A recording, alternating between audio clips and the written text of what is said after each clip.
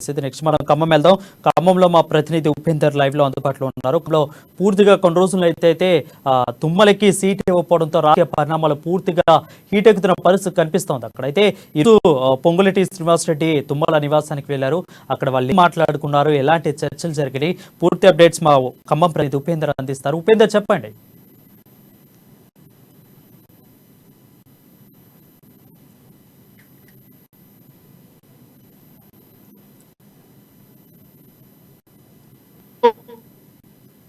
నాగేశ్వరరావు ఇంటికి వెళ్లి పొంగులేటి శ్రీనివాసరావు తుమ్మల నాగేశ్వరరావుని కాంగ్రెస్ లో ఆహ్వానించడంతో పూర్తిగా జిల్లా వ్యాప్తంగా చర్చనీయాంశంగా మారింది.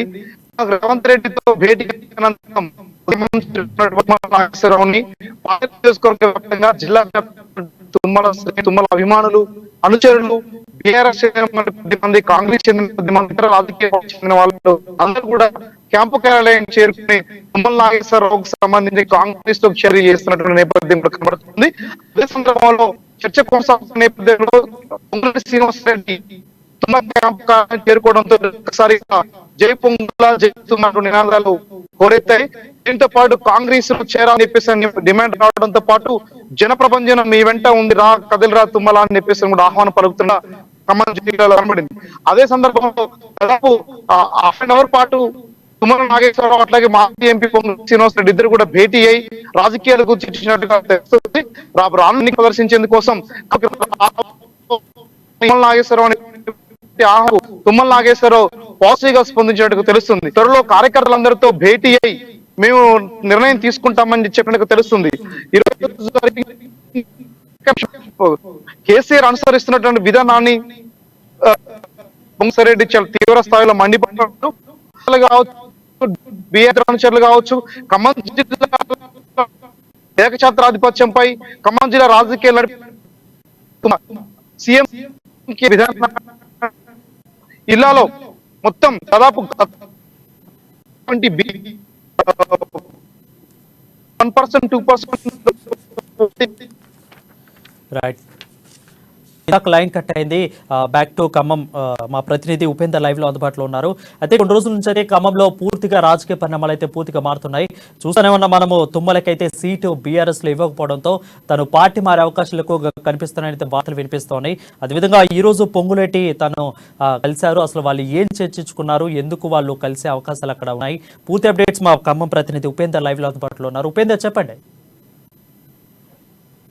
రైట్ వరుణ్, ఖమ్మం జిల్లాకు సంబంధించి తుమ్మల నాగేశ్వరరావు పొంగులేటి శ్రీనివాసరెడ్డి కలయిక హాట్ టాపిక్ గా మారింది. జిల్లాలో ప్రధానమైనటువంటి బలమైనటువంటి నాయకులు ఇద్దరు ఒకే చోట కలవడంతో జిల్లాలో ఉన్నటువంటి రాజకీయ వర్గాల్లో ప్రజల్లో చర్చ ఆసక్తిగా కొనసాగుతా ఉంది. నిన్న రేవంత్ రెడ్డిని హైదరాబాద్ లో ఖమ్మం వచ్చినటువంటి తుమ్మల నాగేశ్వరరావుని ఖమ్మంలో ఉన్నటువంటి గొల్లగూడెంలో తుమ్మల నివాసానికి వెళ్లి పొంగులేటి శ్రీనివాసరెడ్డికి తనకు సంబంధించినటువంటి ఆహ్వానం కాంగ్రెస్ లోకి రావాలని చెప్పేసి ఆహ్వానం పలికినట్లుగా తెలుస్తుంది. దాదాపు అర్ధ గంట పాటు జరిగినటువంటి ఇద్దరి మధ్య చర్చ ఖమ్మం జిల్లా రాజకీయ వర్గాల్లో వేడి పుట్టిస్తా ఉంది. బీఆర్ఎస్ అభ్యర్థుల ప్రకటనలో పాలేరు అభ్యర్థిగా తుమ్మల నాగేశ్వర నిరాకరించి జిల్లా వ్యాప్తంగా కూడా బీఆర్ఎస్ ప్రభుత్వంపై అటు కార్యకర్తలు, ప్రజలు తీవ్రమైన అసహనం వ్యక్తం చేస్తా ఉన్నారు. 4 దశాబ్దాల పాటు ఖమ్మం జిల్లాలో కీలక పాత్ర పోషించి జిల్లా అభివృద్ధిలో భాగస్వామ్యం వహించినటువంటి తుమ్మల నాగేశ్వరరావుకి టికెట్ నిరాకరించడంపై జిల్లా వ్యాప్తంగా సీరియస్ గా ఉన్న నేపథ్యం కూడా ఖమ్మంలో కనబడతా ఉంది. అదే సందర్భంలో తుమ్మల నాగేశ్వరరావుకి సంబంధించినటువంటి కార్యకర్తలతో భేటీ అయినప్పుడు పొంగులేటి శ్రీనివాసరెడ్డి ఆహ్వానించడం, ఇద్దరు కలిసి మీడియా ముందు వచ్చిన నేపథ్యంలో రాష్ట్ర ప్రభుత్వంపై ప్రధానంగా సీఎం కేసీఆర్ పై తీవ్రమైన అసంతృప్తి వ్యక్తం చేశారు. సీఎం కేసీఆర్ తనని పొంగులేటి శ్రీనివాసరెడ్డిని ఏ రకంగా అయితే అవమానపరిచి బయటకెళ్ళగొట్టారో తుమ్మల నాగేశ్వరరావును కూడా అదే రకంగా అవమానపరిచి చెప్పేసి కూడా తీవ్ర స్థాయిలో ఆగ్రహం వ్యక్తం చేశారు. ఈరోజు ఒక మంచి నాయకుడిని ఈ ప్రభుత్వం వదిలేసింది. ఒక మంచి నాయకుడు ఈ జిల్లాలో ఏ పార్టీలో ఉన్నా సరే ఆ పార్టీ అభివృద్ధి కోసం నిరంతరం పరితపిస్తున్నటువంటి ఒక ముఖ్య నాయకుడు తుమ్మల నాగేశ్వరరావుకి తీవ్రమైన అన్యాయం చేస్తుందని చెప్పేసి కూడా పొంగులేటి శ్రీనివాసరెడ్డి బీఆర్ఎస్ ప్రభుత్వం ఆగ్రహం వ్యక్తం చేసింది. దమ్ముంటే ఖమ్మం జిల్లాలో 3 జనరల్ స్థానాల్లో సీఎం కేసీఆర్ పోటీ చేయి, మేము మా సత్తా ఏందో చూపిస్తాం, సీఎం కేసీఆర్ ని తుక్కు ఓడిస్తామని చెప్పేసి కూడా ఈరోజు ప్రభుత్వాన్ని సీఎం కేసీఆర్ ని పొంగులేటి శ్రీనివాసరెడ్డి ఈరోజు సవాల్ చేసినటువంటి నేపథ్యం కూడా ఖమ్మం జిల్లాలో కనబడుతూ ఉంది. అదే నేపథ్యంలో తుమ్మల నాగేశ్వరరావు యొక్క ఆహ్వానం నిర్ణయం కొనసాగుతున్న నేపథ్యంలో శ్రీనివాసరెడ్డి పిలుపుకు దాదాపు 4 సంవత్సరాల తర్వాత పొంగులేటి శ్రీనివాసరెడ్డి తుమ్మల నాగేశ్వర ఇద్దరు కలిసి కార్యకర్తల మధ్య నిలవడం, అడి తుమ్మల జై పొంగులేటి జై కాంగ్రెస్ నినాదాలతో ఖమ్మంలో ఉన్నటువంటి నగరం నేపథ్యం ఖమ్మం జిల్లాలో కనబడతా ఉంది. ఓవరాల్ గా చూసుకుంటే ఖమ్మం జిల్లా వ్యాప్తంగా ఇది హాట్. పొంగులేటి శ్రీనివాసరెడ్డి కలవడం, తుమ్మల నాగేశ్వరరావు సానుకూలంగా స్పందించడం రానున్నటువంటి రోజుల్లో అటు కార్యకర్తలతో భేటీ అయి కాంగ్రెస్ లో చేరే అంశం గురించి చెప్తామనడం కూడా ఖమ్మం జిల్లాకు సంబంధించినటువంటి రాజకీయానికి సంబంధించి. రైట్ ఉపేంద్ర, అది చూసుకున్నట్లయితే అంటే నిజంగా కొన్ని రోజుల నుంచి ఇది ఒక హాట్ టాపిక్ గా తుమ్మలకి పాలేరు సీటు నిరాకరించడంతో ఎక్కువగా ఏదో హాట్ టాపిక్ గా నడుస్తూ ఉంది బాగా. సో ర్యాలీలు తీయటం కానీ ఇటు పక్క కాంగ్రెస్ వాళ్ళు రావటం కానీ అంటే ఇంత జరుగుతున్నా కానీ కాంగ్రెస్ లోకి వెళ్తున్నారు తుమ్మల అని తెలిసినా కానీ ఎందుకు గవర్నమెంట్ అదే అధికార పార్టీ ఎందుకు స్పందించలేకపోయింది? నిజంగా పొంగులేటి చెప్తున్నట్టు పొమ్మ లెక్క పొగ పెడుతున్నారు అనే వాక్య correct అనుకోరా?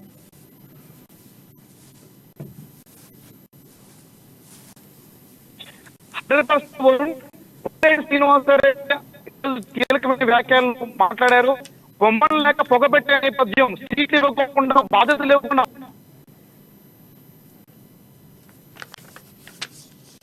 Right, thank you Upendra. అది చూసుకున్నట్లయితే ఖమ్మంలో హోరిగా సాగుతున్న పరిస్థితి కనిపిస్తూ ఉంది. చూద్దాము, కొన్ని రోజుల్లో అయితే రాజకీయ పరిణామాలు పూర్తిగా మారుతున్నాయి ఖమ్మం జిల్లాలో. సో ఒకవేళ కాంగ్రెస్ అనుకున్నట్లు కానీ సఫలమైతే అన్ని కూడా చర్చలు సఫలమైతే పొంగులేటితో పాటు అదేవిధంగా పొంగులేటి వెళ్ళి మాట్లాడారు ఈ రోజే. తుమ్మల వస్తారా లేదా అనేది ఇంకొక రోజులైతే వేచి చూడాలి.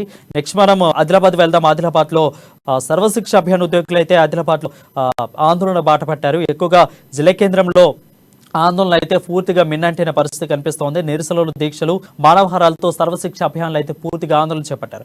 అయితే సమస్య పరిష్కరించే ఖచ్చితంగా మేము ప్రతిభావాన్ని ముట్టడిస్తామని అయితే గట్టిగా సభ చేస్తున్న పరిస్థితి అక్కడ కనిపిస్తోంది. దీని మీద పూర్తి అప్డేట్స్ మా ఆదిలాబాద్ జోషి అందిస్తారు. జోషి చెప్పండి. ఏళ్ల తరబడి వెట్టి చాకిరీ చేస్తున్నప్పటికీ కూడా తమకు సమాన పనికి సమాన వేతనం కల్పించట్లేదని చెప్పి ప్రభుత్వ ఉద్యోగులుగా గుర్తించట్లేదనేటటువంటి ఆవేదన సర్వశిక్ష అభియాన్లో పనిచేస్తున్నటువంటి కాంట్రాక్టు సిబ్బందిలో ఉంది. ఇదే విషయానికి సంబంధించి రాష్ట్ర ప్రభుత్వంతో ఒక విన్నపంతో కూడినటువంటి డిమాండ్ తరహా వాళ్ళు గత 5 రోజులుగా వివిధ రూపాల్లో ఆందోళనలు చేపట్టడం జరుగుతుంది. ప్రస్తుతం ఆదిలాబాద్ జిల్లా కేంద్రంలో మనం చూడవచ్చు, సర్వశిక్ష అభియాన్లో పనిచేస్తున్నటువంటి కాంట్రాక్టు ఉద్యోగులందరూ కూడా ఇక్కడ ఫస్ట్ స్టేషన్కు సంబంధించినటువంటి కూడలిలో వీళ్ళంతా మానవహారంతో తమ యొక్క నిరసన తెలుపుతున్నారు ప్రభుత్వానికి. అయితే వాళ్ళని అడిగి తెలుసుకుందామంటే వాళ్లకు ఉన్నటువంటి ప్రధానమైనటువంటి డిమాండ్లు ఏంటి, దానికి సంబంధించినటువంటి విషయం ఏంటి అనేటటువంటిది సార్ చెప్పండి. ఎంతకాలంగా పనిచేస్తున్నారు, మీ ప్రధానమైనటువంటి డిమాండ్? సార్, మేము దాదాపు 2 దశాబ్దాలుగా పనిచేస్తున్నటువంటి ఉద్యోగులు ఉన్నారు సార్. 2003 నుంచి పనిచేస్తున్నటువంటి ఉద్యోగులు ఉన్నాం. వివిధ స్థాయిల్లో నేను రాష్ట్ర అధికార ప్రతినిధిని సమగ్ర శిక్షకు. నా పేరు పడాల రవీందర్. అయితే పాఠశాల స్థాయిలో పార్ట్ టైం వర్కర్లుగా, స్కూల్ కాంప్లెక్స్లో క్లస్టర్ రిసోర్స్ పర్సన్లుగా, ఎంఆర్సీ స్థాయిలో ఎంఐఎస్, సిసిఓ, ఐఆర్ మెసెంజర్లుగా, కేజీబీవీలో special officer to and messenger to special officer, పీజీసీఆర్టీలు, సిఆర్టీలు, స్పెషల్ ఆఫీసర్లు, కుక్లు, హెల్పర్లు, నాన్ టీచింగ్ స్టాఫ్, అటెండెంట్స్, ఇట్లా అన్ని విభాగాల్లో దాదాపు 22,000 మంది పనిచేస్తూ ఉన్నాం సార్. మా డిమాండ్ ఒకటే సార్, గౌరవ ముఖ్యమంత్రి గారు మాకు ఒక హామీ ఇచ్చిండ్రు. మొదటి మేనిఫెస్టో భగవద్గీత, తప్పనిసరిగా ఈ రాష్ట్రంలో ఉన్న కాంట్రాక్ట్ వ్యవస్థని రద్దు చేసి రెగ్యులరేషన్ చేస్తామన్నారు. మేము వారు ఇచ్చిన మాటనే కోరుతా ఉన్నాం. మమ్మల్ని రెగ్యులరేషన్ చేయాల్సినటువంటి బాధ్యత మీకుంది. మేము అన్ని రకాల అర్హతలు కలిగి ఉండి విద్యా సంబంధంగా rule of reservation, rooster, selection ద్వారా ఉన్నటువంటి ఉద్యోగులము. మాకు న్యాయం చేయాలా. మేము కూడా తెలంగాణ బిడ్డలమే, గిదే గడ్డ మీద పుట్టినాం, తెలంగాణ ఉద్యమంలో కూడా పాల్గొన్నాం. కాబట్టి దయచేసి ముఖ్యమంత్రి గారు మాకు వెంటనే రెగ్యులరేషన్ చేసి అప్పటిలోగా కనీస వేతన స్కేల్లో అమలు చేసి మా కుటుంబాల్లో మేము చచ్చిపోతే, ఇప్పటి వరకు ఈ రాష్ట్రంలో 118 చచ్చిపోతే 118 మంది చనిపోయింది సార్. ఒక ఒక్క రూపాయి కూడా ఇవ్వలేని దుస్థితి మేము బాగా వర్ణనాతీతం. అదేవిధంగా కొన్ని విభాగాల్లోని మహిళలకు కనీసం ప్రసూతికి మాతృత్వానికి కూడా విలువ ఇవ్వకపోవడం అనేటువంటిది బాధాకరం సార్. దయచేసి మా చిన్న డిమాండ్లు, ఒకటి రెగ్యులరేషన్, అప్పటిలోగా ఎంటీఎస్ కల్పించడం, 10 లక్షల ఎక్స్గ్రేషియా ఇవ్వడం, చనిపోయిన కుటుంబంలో ఉద్యోగం ఇవ్వడం, ఇంత చిన్న డిమాండ్ల కోసం కూడా మేము ఇన్ని రోజులుగా పోరాడుతున్నాం సార్. మొన్నటికి మొన్న 16,000 మంది ఎస్పీడీ ఆఫీస్ని ముట్టడించాం. మేము ఎంతో రిక్వెస్ట్ కొద్ది మొన్న సీఎం కేసీఆర్ గారికి కోటి నామస్మరణ, అయ్యా దేవుడు మీరన్నా న్యాయం చేయండి అని కూడా అడిగినాం. రేపు ఇంకా వినూత్నంగా చేయడానికి సిద్ధంగా ఉన్నాం. మేము మాత్రం మా ఉద్యోగాలు పోయినా, ప్రాణం పోయినా, రెగ్యులరేషన్ అయ్యేదాకా మాత్రం ఇడ్చబెట్టడానికి సిద్ధంగా లేం. ఇప్పుడు ఒకవైపు ఏమో ఇవ్వనటువంటి హామీలను కూడా, ఇవ్వనటువంటి పథకాన్ని కూడా అమలు చేస్తూ తెలంగాణ సర్వతోముఖాభివృద్ధికి కృషి చేస్తుంది తమ ప్రభుత్వం అని చెప్పుకుంటున్నటువంటి పాలకులు. మరోవైపు 2 ఎన్నికల్లో ఇచ్చినటువంటి హామీల విషయంలో మిమ్మల్ని రెగ్యులరైజ్ చేయకపోవడాన్ని మీరు ఏ విధంగా భావిస్తున్నారు? రెగ్యులరైజ్ చేయకపోవడం అనేది చాలా బాధాకరం. ఎందుకంటే అందరూ కూడా సమాన పనికి సమాన వేతనం అందించట్లేదు. తప్పనిసరిగా మాకు మిగతా స్కూల్ లాగే సేమ్ వర్క్ చేస్తున్నారు, కానీ మాకు వెట్టి చాకిరీ చేసుకుంటున్నారు. ఇంకా అదేవిధంగా మన హాస్టల్ పరిస్థితి, నైట్ డ్యూటీస్. ఒకరోజు మేము మా పిల్లలని వాళ్ళందరినీ వదిలిపెట్టి ఒకరోజు స్కూల్కి వస్తున్నాం మా పిల్లలుగా భావించి. అదేవిధంగా ఒక ఫెస్టివల్ని మేము త్యాగం చేస్తున్నాము. ఎందుకంటే వాళ్ళలాగా అక్కడ ఉండి మేము మా ఇంటి దగ్గర మా ఫెస్టివల్ చేస్తలేము, కానీ హాస్టల్లో ఉండి ఫెస్టివల్స్ ఇస్తున్నాము.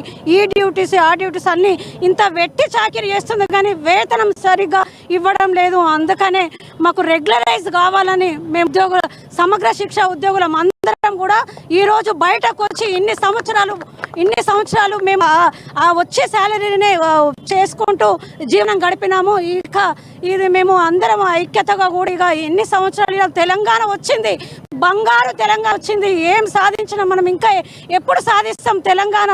దానికోసమే కదా మనం బంగారు తెలంగాణ తెచ్చుకున్నది.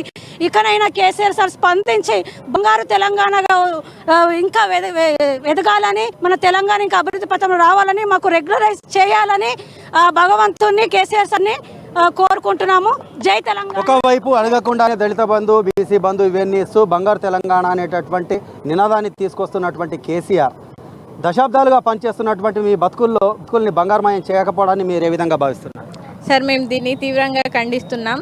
మరి మా ఉద్యోగుల సంఖ్య కూడా చాలానే ఉంది. మమ్మల్ని కూడా ఒక తెలంగాణ ఆడబిడ్డలుగా భావించి, మమ్మల్ని ఒక సంస్థగా వాళ్ళు భావించి మేము 12 సంవత్సరాలుగా చాలా ఓపికగా ఎదురు చూస్తున్నాం సార్. మమ్మల్ని కూడా ఈరోజు రోడ్డు మీదకి తీసుకొచ్చింది తెలంగాణ ప్రభుత్వం. మేము కూడా తెలంగాణ ఉద్యమంలో చాలామంది ఎంహెచ్డీలు, పిహెచ్డీలు, ఉన్నత విద్యావంతులు అందరూ పని చేస్తున్నారు.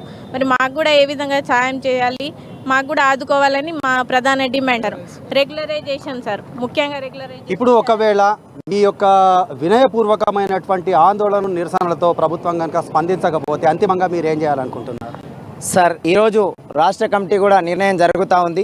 తప్పనిసరిగా నిరవధిక సమ్మెను, విద్యా వ్యవస్థ యొక్క పునాదులు మేము ఖచ్చితంగా సమ్మె చేస్తే వేలాది మందితో కూడినటువంటి పాఠశాలలు, కేజీబీ యూఆర్ఎస్లు కావచ్చు, ఎంఆర్సీలు ఇప్పటికే తాళం పడ్డాయి. మిగతా రాష్ట్రం మొత్తం కూడా తాళం పడుతుంది. ఈ సోమవారం లోపు ఈ ప్రభుత్వం నిర్ణయం తీసుకోవాలని ఆశిస్తున్నాం. ఇంకొకటి కూడా ఉంది సార్, మేము ఇందిరా పార్క్ కేంద్రంలో కూడా రోజుకు ఉమ్మడి జిల్లాల చొప్పున నిరవధిక దీక్షలు దిగుతూ ఉన్నాం. భవిష్యత్తులో 1,00,000 మందితో మా పిల్ల, జల్ల, ముతుక ప్రగతి భవన్ మెట్ల మీద కూర్చోవడానికి కూడా మేము సిద్ధంగా ఉన్నాం సార్.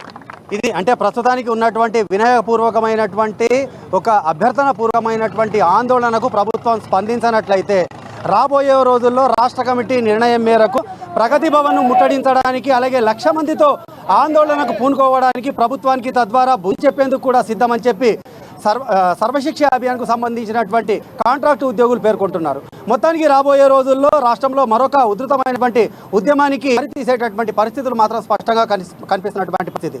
కెమెరా పర్సన్ గణేష్ రెడ్డితో ఆదిలాబాద్.